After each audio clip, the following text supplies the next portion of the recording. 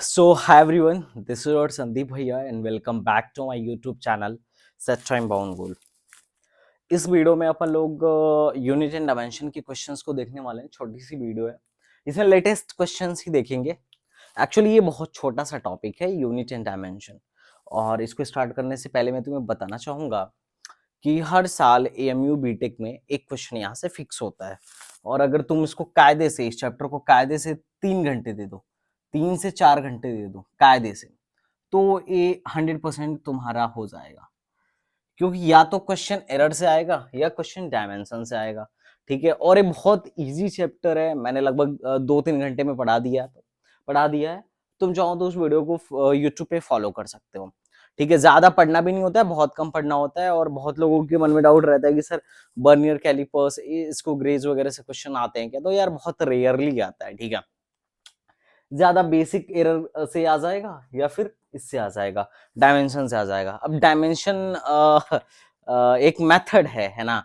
इसके लिए बस तुम्हें फॉर्मूला आना चाहिए, तुम किसी भी चीज का डायमेंशन निकाल सकते हो, तो इसमें चिंता करने वाली कोई विषय नहीं है। तो एक ही क्वेश्चन आता है, लेकिन बहुत छोटा सा चैप्टर है, और इसका क्वेश्चन हर एक बच्चा कर लेता है। मतलब जिसने भी थोड़ी सी भी फिजिक्स पढ़ी है वो कर लेता है। अगर तुम इन इन जैसे चैप्टर्स के भी क्वेश्चन अगर नहीं कर पा रहे हो, तो इसका मतलब बेसिक कमजोर है, ठीक है। तो चलो पहले देखते हैं कि इस क्वेश्चन को देखते हैं 2022 के इस क्वेश्चन को देखते हैं, जिसमें बोला जा रहा है। और एक बात और यार, देखो ये जो पीवाईक्यूज हैं, इसको हमने चैप्टर वाइज बना रखा है पीडीएफ के फॉर्म में। मतलब जैसे तुम एक एक चैप्टर करते जाओ और उनके प्रीवियस ईयर क्वेश्चन सॉल्व करते जाओ। तो इसके लिए तुम्हें अगर ये चाहिए तो तुम हमारे ऐप पर जाके इसे फाइंड कर सकते हो। Of course you have to buy it, और हमारे वेबसाइट से भी इसे बाय कर सकते हो। लेकिन वहां पे सारे चैप्टर्स, उनके वीडियो सोल्यूशन डिटेल में, और बहुत सारे कॉन्सेप्ट्स के वीडियोस ऑलरेडी तुम्हें वहां पर मिल जाएंगे। चलो शुरू करते हैं।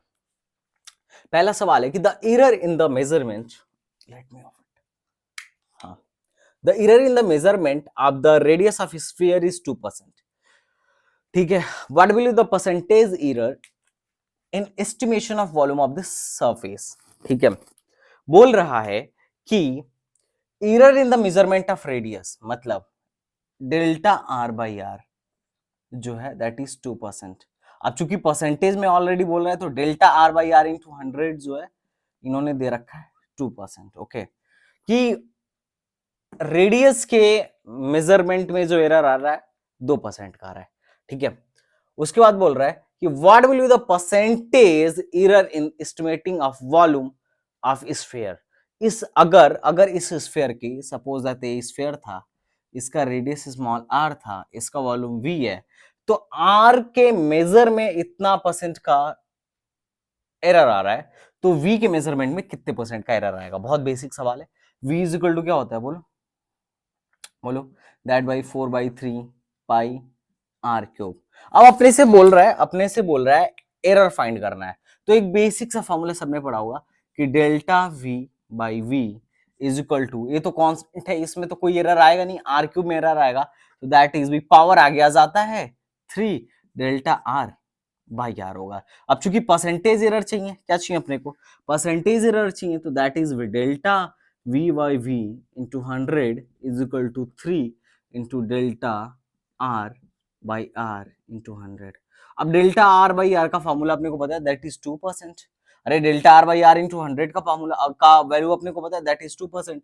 तो ये है percentage error in volume, percentage error इन किसमें, वॉल्यूम। ये कितना होगा, 3 गुणे 2 बराबर 6% आंसर, 6% आंसर। अब बहुत सारे लोगों के मन में आ रहा होगा कि सर ये फॉर्मूला कैसे लगा लिए। तो देखो मैं एक तुम्हें नोट करके फॉर्मूला दे देता हूं, ठीक है। यहाँ पे नोट करके लिख लो। मान लो अगर y is equal to x के पावर a, y के पावर b और c के पावर z है, ठीक है, या z के पावर c लिख लो, ठीक है। अगर ऐसा कुछ केस है और अपने को डेल्टा y बाई वाई पूछ रहा है, डेल्टा y बाई वाई पूछ रहा है, y ऑलरेडी ये दे रखा, मान लो ये कुछ भी मान लेते हैं इसको, v इज इक्वल टू, और अपने को पूछ रहा है डेल्टा v बाई v, ये क्या होगा। तो ये कुछ नहीं होगा, that is a delta x by x plus b, power बाहर लेते हैं ना, delta y by y plus c delta z by Z. अब तुम्हारे मन में आ रहा होगा कि सर डायरेक्टली आप फॉर्मूला कैसे लिख रहे हो? ऑफ कोर्स इसको हम लोग पार्शियल डिफरेंशिएशन से लिख सकते हैं। कभी मुझे मौका मिला तो मैं तुम्हें दिखाऊंगा कि पार्शियल डिफरेंशिएशन से एक क्वेश्चन आता कैसे है, बट कोई बात नहीं, अभी के लिए बस इतना काफी है, इतना काफी है। इसमें तुम रख देना डेल्टा एक्स बाई एक्स की value, delta y by y की value, delta z by z की वैल्यू, कि एक्स के मापने में कितनी त्रुटि आ रही है, वाई के मापने में कितना एरर आ रहा है, और जेड की मापने में कितना एरर आ रहा है, तो टोटल वी के मापने में कितना एरर आएगा ये तुम्हें पता चल जाएगा। बेसिक सा बात है, बहुत ज्यादा टफ बात नहीं है, ठीक है। चलो अगले सवाल को करते हैं। अरे सिंपल है भाई, अगर नहीं समझ में आ रहा हो तो तुम कमेंट बॉक्स में बताओ, ठीक है, मैं डिटेल में एक्सप्लेन कर सकता हूँ, मुझे कोई टाइम का वो नहीं है, बस तुम ही लोग भाग जाते हो जब वीडियो लेंदी देखते हो, तो इसीलिए शॉर्ट में वीडियो बनाने की कोशिश करनी पड़ती है ना। चलो अब देखते हैं which of the following has a dimension formula. बोल रहा है कि इन चारों में से किसका डायमेंशनल फॉर्मूला क्या है? एम एल पे -1 एंड टी पे -1 है, ठीक है, इसके बारे में पूछ रहा है, जहां पे तुमको पता है कि एम मास है, एल लेंथ है और टी टाइम है, ठीक है। तो पहले जब ऐसे क्वेश्चन को देखते हैं ना, तो इसका देखो मेथड क्या होता है। मेथड ये कहता है कि भैया एक एक का आप डायमेंशनल फॉर्मूला निकालो और उसके बाद उसको क्या करो, उसके बाद उसको क्या करो बोलो, उसके बाद आप उसको वेरीफाई करो इसके साथ कि कौन वाला इससे मैच खा रहा है, ठीक है। दूसरा, चार ऑप्शन है, ज्यादा टाइम किल होगा। दूसरा तरीका ये कहता है कि कुछ ऑप्शन इसमें ऐसे होंगे जो डायरेक्टली इलिमिनेट हो रहे होंगे, डायरेक्टली इलिमिनेट हो रहे हैं, ठीक है। अब कई लोग को ये भी नहीं समझ में आ रहा होगा कि कैसे ये पॉसिबल है, तो चलो इस पे अपन लोग बात करते हैं कि डायरेक्टली एलिमिनेट कैसे हो रहा होगा। मैं बताता हूं, देखो इसमें एक m है, एक l है और एक t है। इसमें टेम्परेचर थीटा कहीं नहीं है, तो ये थर्मल कंडक्टिविटी चेक करने की जरूरत नहीं है। पता है क्यों?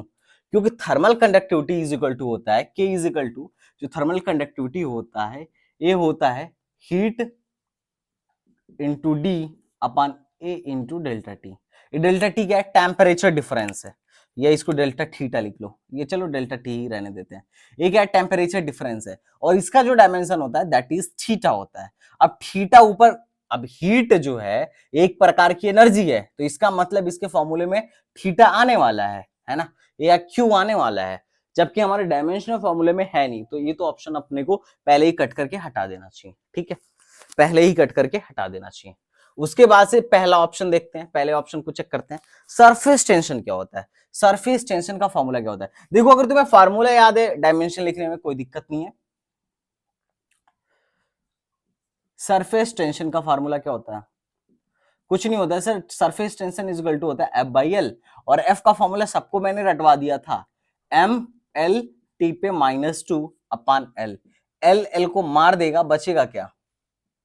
M T पे -2, L पर 0 T पर -2। ये बिल्कुल भी मैच नहीं कर रहा है, इसको भी गोली मारो। तीसरा है अपना ग्रेविटेशनल कांस्टेंट। तीसरा क्या है? Universal gravitational constant. तो तुम्हें ये याद होना चाहिए कि यूनिवर्सल ग्रेविटेशनल कांस्टेंट कौन से फॉर्मूले में आता है।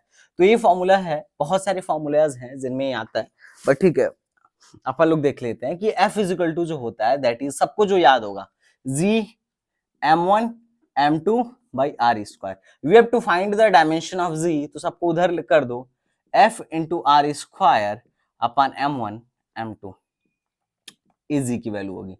तो G का अगर अपने को डायमेंशन निकालना है तो F का डायमेंशन लिखो, दैट इज ML T पर -2।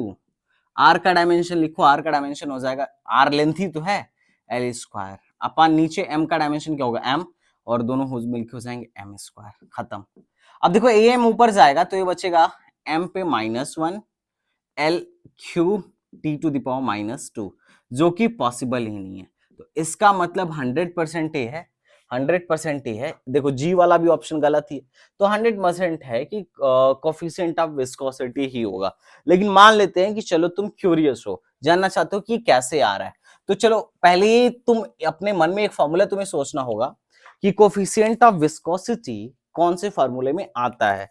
तो एक स्टोक्स लॉ तुम लोगों ने पढ़ा होगा। स्टोक्स लॉ क्या कहता है कि अगर किसी वाटर में कोई बॉल ड्रॉप करते हैं तो उस पर एक फोर्स लगने लगता है, ऑफ कोर्स फोर्स लगने लगता है। अगर वी वेलोसिटी से कोई बॉल तुम गिरा रहे हो ना, तो एक फोर्स लगने लगता है ना, एक फोर्स लगने लगता है, ठीक है। v वेलोसिटी से अगर कोई बॉल अंदर जा रही है, ठीक है, टर्मिनल वेलोसिटी पाने के बाद तो ऊपर की तरफ एक फोर्स लग रहा है, दैट इज जो एक फोर्स लगता है, और इसकी जो वैल्यू थी स्टोक्स लॉ के अकॉर्डिंग बोली गई थी, F इज इक्वल टू होता है, ठीक है,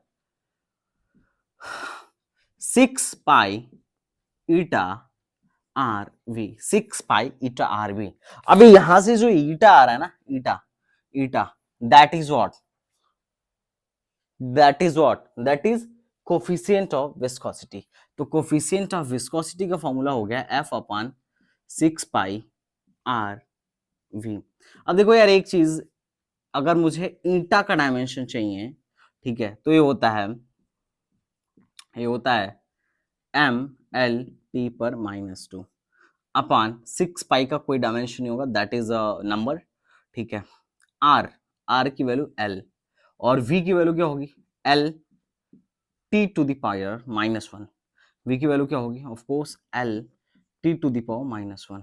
इसको सॉल्व करोगे तो वैल्यू जो आती है ये आती है, एल ने एल को मार दिया, that is M L to the power -1 T to the power -1। ये जो है that is coefficient of viscosity का फॉर्मूला होगा, ठीक है। अच्छा ये जो कोफिशिएंट मतलब बहुत सारे, चलो इस पे हम कभी डिस्कस करेंगे कि इनमें मतलब थोड़ी सी सिमिलरिटी वाली बात हमने डिटेल में करी थी, लेकिन चलो यहाँ पे नहीं करते हैं, नहीं तो कहोगे सर फिर वही बात यूनिट एंड डायमेंशन वाला यहाँ पे भी कराया जा रहा है और कहते हो कि पीवाईक्यू का क्वेश्चन, पीवाईक्यू का सेशन ले रहे हैं और पूरा का पूरा मतलब थियरी पढ़ाते हो इसमें भी, ठीक है, तो कोई बात नहीं, चलो पीवाईक्यू ही करते हैं। चलो तो ये दूसरा सवाल भी बहुत ईजी था, 2021 में तुम्हारा आया हुआ है।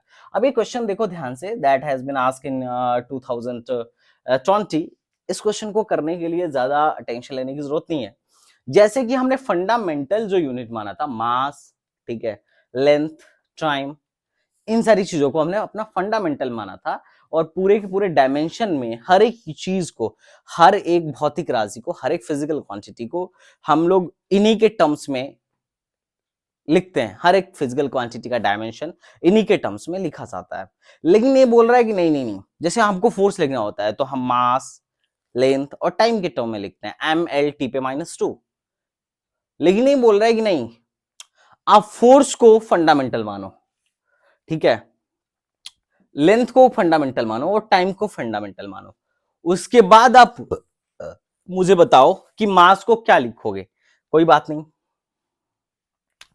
यहां पे जो फोर्स है ये फंडामेंटल है,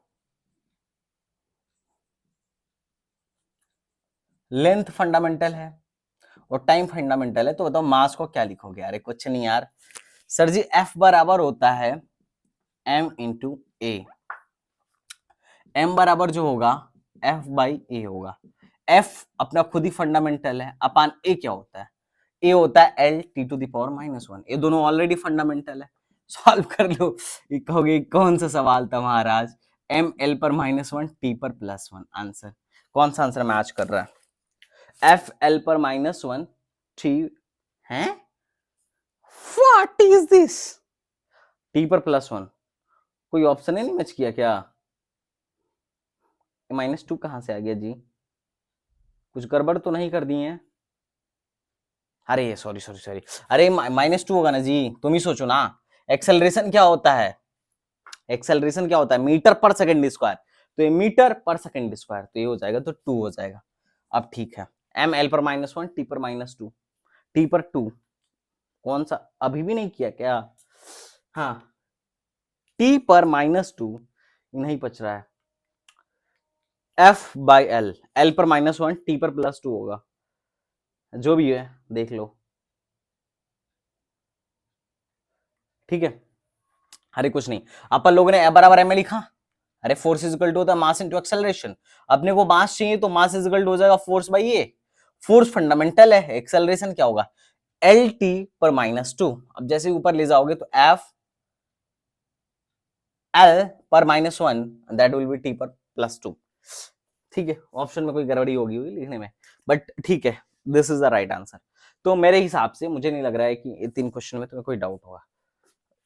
अभी आगे क्वेश्चन पे चलते हैं।